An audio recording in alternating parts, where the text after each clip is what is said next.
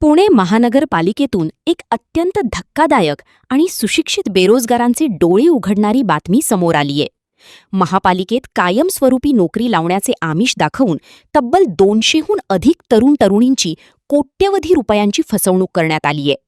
एका हॉटेलमधील व्हायरल झालेल्या व्हिडिओने या संपूर्ण महाघोटाळ्याचे बिंग फोडलेय. गेल्या 4.5 वर्षांपासून नोकरीच्या प्रतीक्षेत असलेल्या पीडित उमेदवारांनी जेव्हा जाब विचारला तेव्हा या बनावट भरतीचा धक्कादायक पॅटर्न समोर आला. एका उमेदवाराकडून तब्बल 10 लाख रुपयांपासून ते 45 लाख रुपयांपर्यंतची रक्कम उकळण्यात आलीय. या प्रकरणात शिवानंद पाटील, नमिता बनसोडे आणि डॉक्टर राजेंद्र खेडेकर यांच्या विरोधात गंभीर तक्रारी दाखल झाल्या आहेत.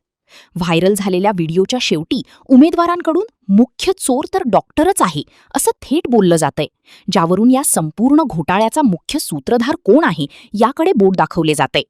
या रॅकेटची धक्कादायक बाब म्हणजे उमेदवारांचा विश्वास बसावा म्हणून महापालिकेच्या मुख्य इमारतीजवळील एका बड्या हॉटेलमध्ये या उमेदवारांच्या बोगस मुलाखती घेण्यात आल्या.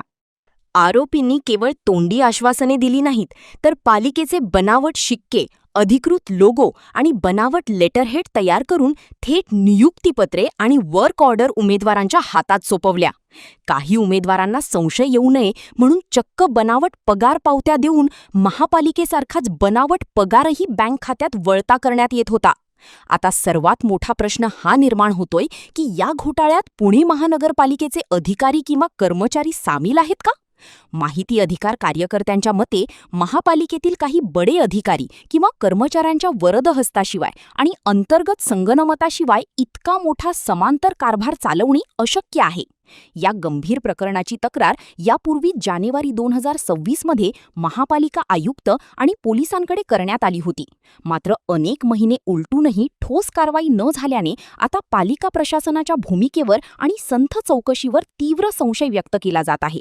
लाखो रुपये गमावून बसलेले तरुण आता न्याय मागतायत.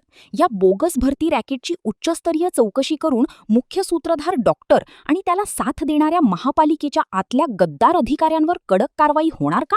याकडे आता संपूर्ण पुण्याचे लक्ष लागले आहे.